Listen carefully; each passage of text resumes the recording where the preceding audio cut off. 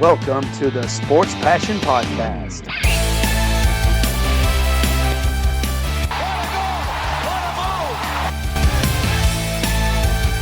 Oh, blocked by James! LeBron James with the rejection! And here's your host, Lars Marendorf. Hello and welcome to the Sports Passion Podcast.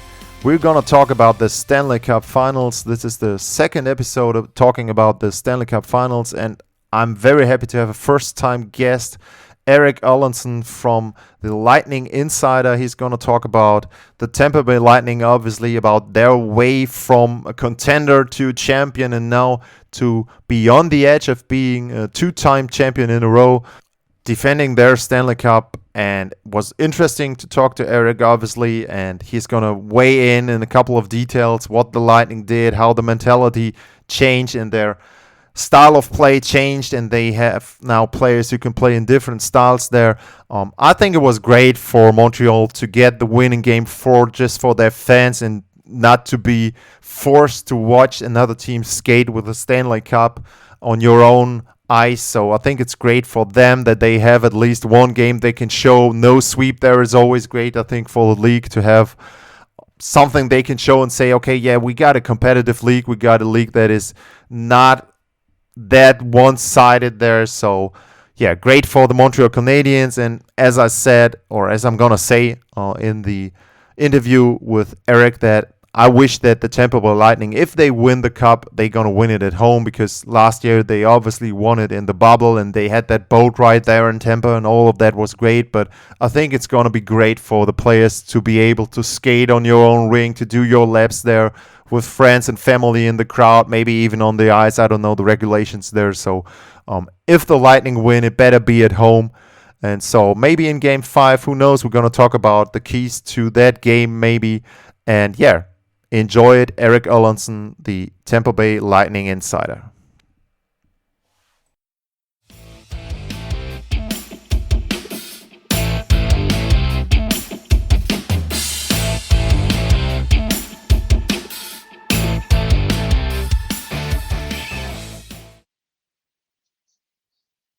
So we are into the Stanley Cup Finals, and they got extended one game. They returned to Tampa, and I'm very happy to welcome a first-time guest to the show, Erik Erlendsson from the Lightning Insider. Erik, welcome to the show.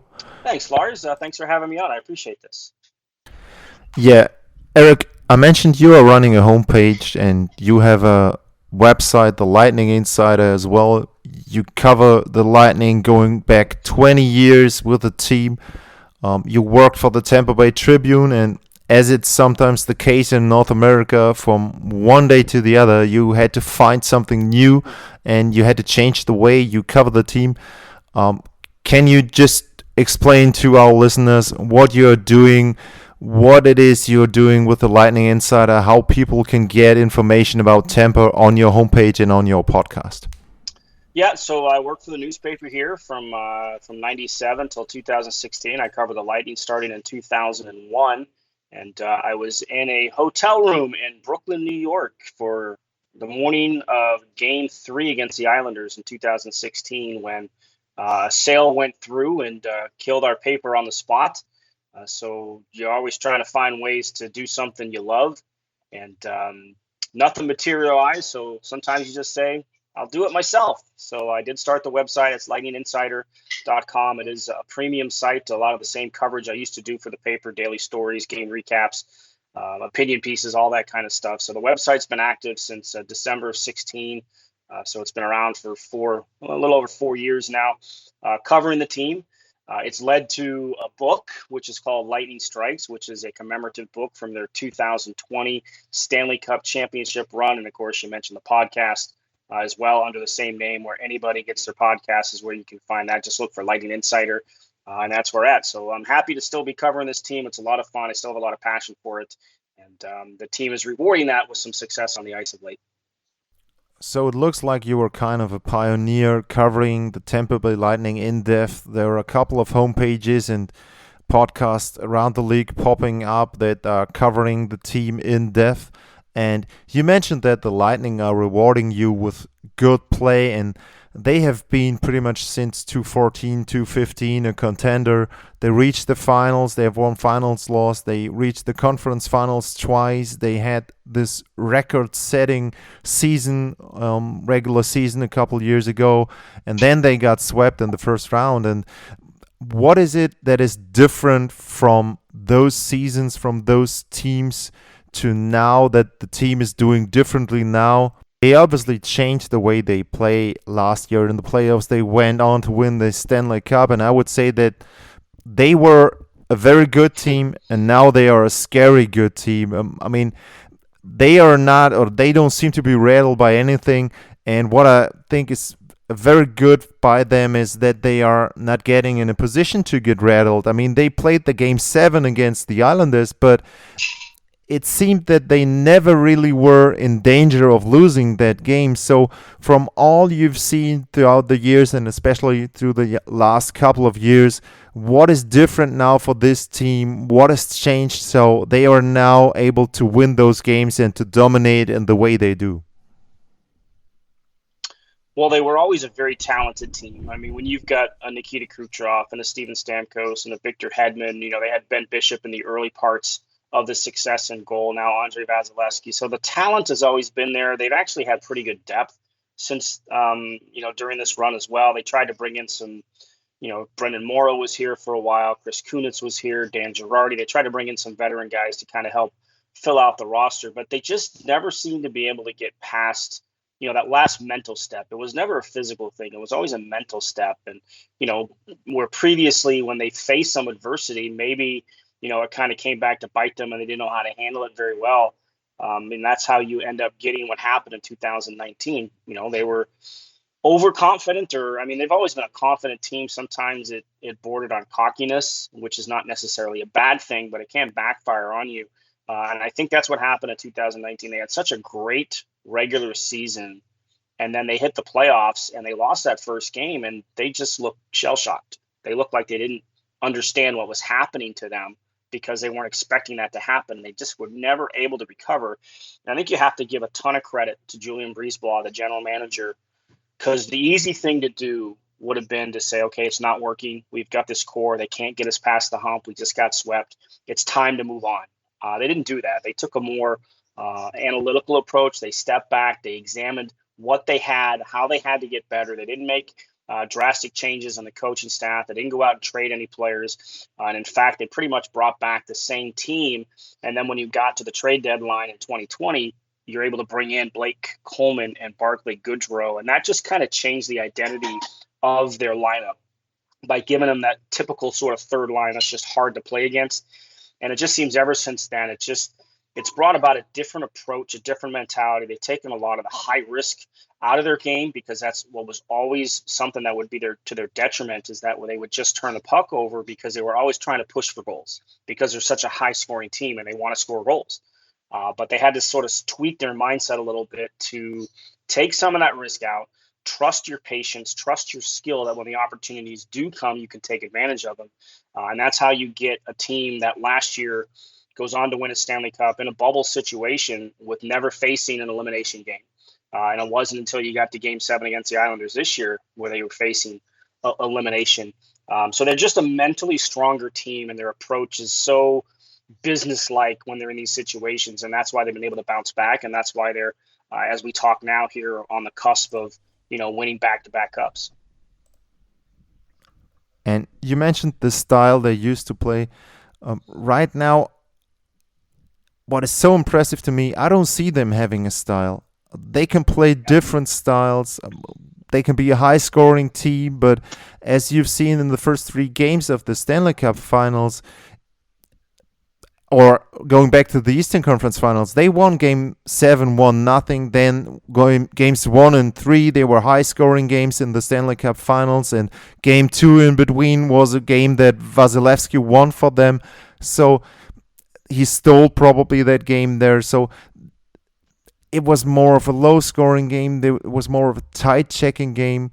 They are just different in so many ways. You mentioned the guys they brought in. One guy that stood out to me was Patrick Maroon, who could be I've heard people talking about him like the next Michael Jordan because he's going to be the first player in a long time in hockey that can three-peat. So, um, yeah, what is it, especially also regarding the high-scoring players, Steven Stamkos, Nikita Kucherov, Braden Point to some extent? Um, what have they said and what have you heard from them regarding the style, and maybe they have to buy in more and they have to play less offensive minded but more team oriented so that the Lightning can be successful? What have you heard from those guys, those superstars buying into the game plan for the team? There's no doubt. They had to. They couldn't be this run and gun team. It can get you success and it can get you where on the path to where you want to go, but it doesn't always lead to where you want to go. And this was a team for a number of years, especially when Steve Yzerman was in charge. They were really built around speed and skill.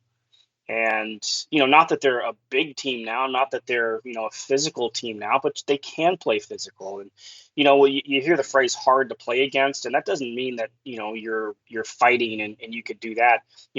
How are you along the walls? Can you out battle your opponent? In the corners. That's the kind of be hard to play against mentality that they have. And so those guys did have to kind of it's not even really changing your game. It's just changing your mindset.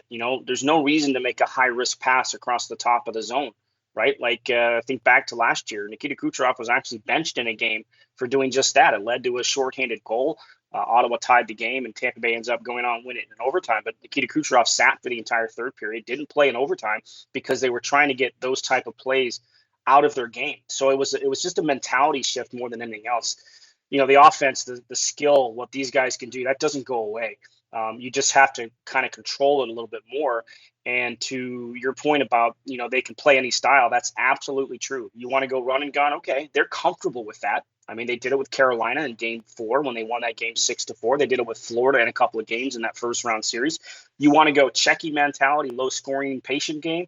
That's what they did against the Islanders. And and even in that, they had an 8-0 game in that series. So they're kind of a hybrid team in that they can play just about any style you want. They have different ways that they're comfortable within a game, and you can't say that about a lot of teams, because if you can pull teams out of their comfort zone, sometimes you can take advantage of that. I'm not sure where you can pull Tampa Bay out of their game and make them feel uncomfortable. So let's go back to this series. They win all the three first games. They're obviously different kind of games, different kind of styles, but they are able to win those games. They can win the Stanley Cup now, up 3-0. And for the first time in the series, the Montreal Canadiens get the lead there. Tampa comes back twice to tie the game.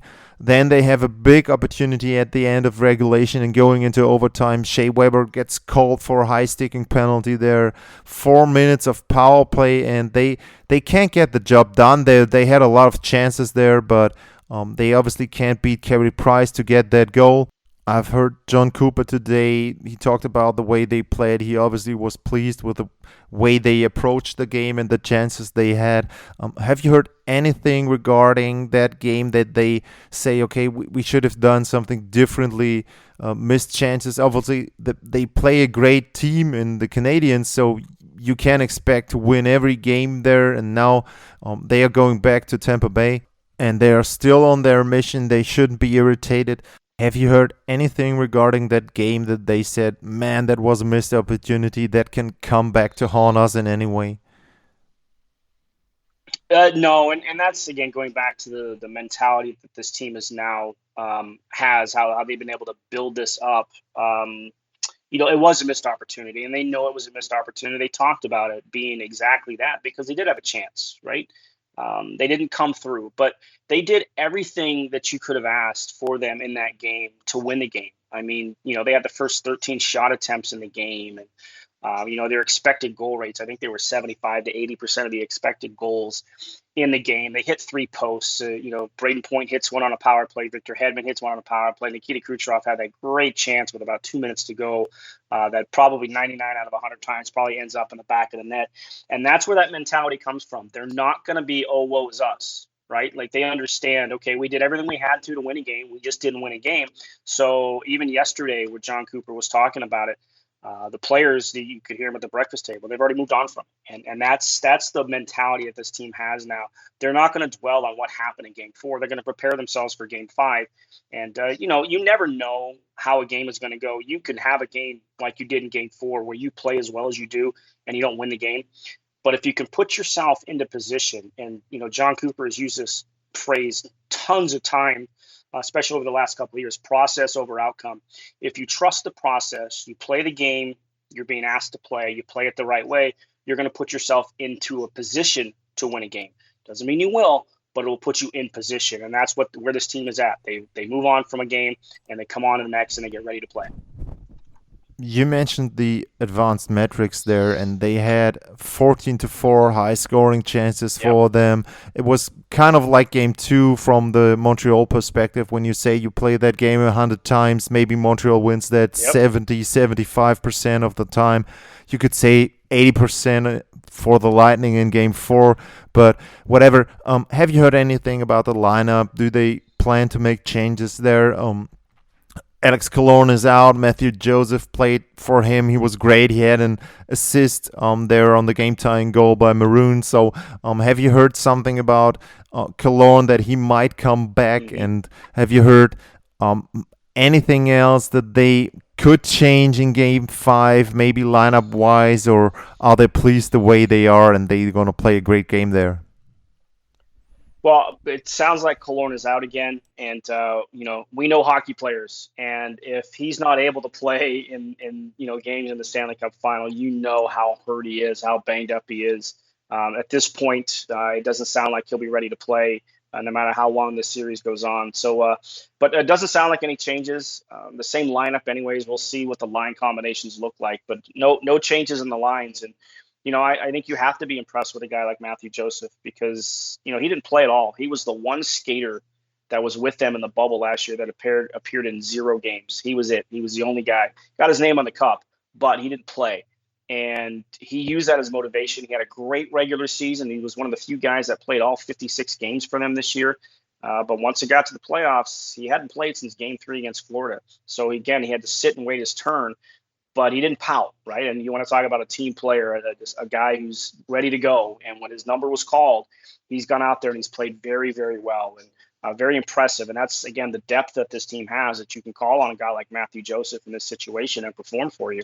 And again, that's what makes this team, they're ultra talented, but they're really deep. And that's what makes them so hard to beat. You mentioned the third line, and Barclay Goodrow, Blake Coleman, they're going to be unrestricted free agents in the summer. There are a couple more players, David Savard, who they brought in at the trade deadline, Luke Shane, they are also going to be UFAs. Have you heard something about the mentality that they say this is our time once more? We might not get another chance to win a cup. Other teams have to make moves. I see Vegas, Colorado making moves there, maybe trying to simulate what Tampa did. I mentioned the players from the third line. They're going to have a ton of interest there on the free market. So when you talk to them, have you heard something from the players that this might be the last time we might not get a third chance with this core? Yeah, they know that that's not going to happen, right? John Cooper even used the phrase the other day, it's like the last day of school, right? It's like the day you carry your yearbook around and you want everybody to sign it because you don't know when you're going to see any of those people again. And that's the approach. And it was somewhat the approach last year because the cap hit was supposed to be a detriment this year to them, but the surgery Nikita Kucherov allowed them to keep Tyler Johnson to kind of keep the team together, so they understand. I mean, as we talk right here, right now, with 18 players under contract, they're already over the salary cap. So there's some work that Julian Breezeball is going to have to put in here in the summer. I mean, you're going to lose somebody in the expansion draft. It's going to be a quality player no matter who it is, and then you kind of build your roster from there. But they have to fill out. You need a backup goaltender, behind Andrei Vasilevsky. So that's one thing that they're going to have. Now the depth they have. I mean, you saw Ross Colton and the impact that he had this year. You've got a Matthew Joseph again. You've got an Alex Barry-Boulet. You've got a Taylor Radish, a Boris Kachuk. Some of these guys who have been, pretty good prospects, not grade A prospects, but they're really good prospects in the system that can come in and fill some of these roles. But yeah, the band is going to have to be broken up next year. There's no doubt. I don't see any way that they can keep Blake Coleman. He's a top 6 forward on just about any team in the league. Been playing third line here really since he came. Been a big part of it. Scored some huge goals for them in the last postseason and this postseason for sure. But there's no way they can afford him. David Savard, they knew he was going to be a rental when he came in. They're not going to be able to afford him. I think they'd love to keep Barclay Goodrow, but again, when you win cups, your price tag goes up. So they've got some work to do to revamp this roster, but you've got a core of Vasilevsky and Stamkos and Point and Hedman and that group that's going to stay together. It's how can you fill around them. So this is the last chance with this group for sure. Beyond that, it depends on the work that Julien Brisebois can do. So the window will still be open for this franchise. It's just not going to be as deep as they have been here these past couple of years. You mentioned Braden Point, and obviously his goal scoring streak ended, and he was a little cold the last couple of games. He could have gotten an assist on the couple of the chances you mentioned there, but he will also be an RFA next year, so they're going to have to do a little shuffling there to give him a new contract there. You also mentioned the cap, and I've criticized the league, not the Lightning, for what they were able to do there. There is some misinformation there, I think, that people say they are 18 million over the cap. That is not true with players that actually suit up for them. I mean, if I look at the page right now, they are having Marian Gaborik on there, Anders Nilsson there. So you got to take a look at the details there to criticize the Lightning or the league then for the cap situation where there. Erik, let's go back to Game 5 now. The next game. What do you think will be the result there? What do you expect from the Lightning? Do you think they will come out flying? Do you think they will play just the hard-nosed style there? What do you expect from the team for that game tonight? I always expect playoff games to be low scoring. I'm pleasantly surprised when they're not, because goals are fun. Especially when the home team is piling them up for the home fans that missed out on everything last year with everything being in the bubble. But like I said, this team knows. I expect them to start the same way they did in Game 4, right? Like they came out looking to win a game, and I think that's how they're going to play tonight. You have a goalie in Carey Price who can have something to say about that, and I think that's what happened to the start of Game 4. I mean, Montreal had one shot on goal before they got the goal from Josh Anderson to make it 1-0. So the Lightning came out and did everything they needed to do. I expect that to happen tonight. They're going to be energized by their home crowd. There's no doubt about it. And as long as they come out and just play their game, they're going to give themselves a chance to win. And that's all you ask for. Again, you can't predict what's going to happen, but you can put yourself in the position to make it better for you. And that's what I expect from this team tonight, to come out with a business-like approach and play the game and give yourself a chance. And, you mentioned Braden Point. You have to think at some point he's going to put a stamp on this series, because he doesn't have a goal yet in 4 games. And as crazy as that is to say, you just feel like he's ready to break through at any moment. And that could be a big boost, because they've gotten production from other guys, but the one guy who's leading in the playoffs in goals hasn't scored yet in the series. Erik, thanks a lot for your time and for your expertise. Erik_Erlendsson is the Twitter handle. I'll link the blog there as well. I'll link the podcast so people can listen and read your work there. So thanks a lot for coming on the show. I wish you that the Lightning win at home if they win. I mean, I don't have anything against the Game 7 from a neutral perspective. That's going to be some fun game there. Yep. Hopefully for you, they can win it on home ice. It's going to be crazy with the fans in the building there. So, I hope that you get that experience, and either in Game 5 or in Game 7. And thanks a lot for your expertise, and looking forward to Game 5. My pleasure, Lars. Thanks for having me on.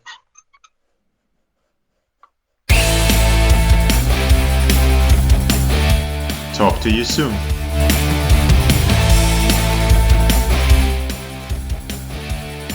Thanks for listening. Bye, guys.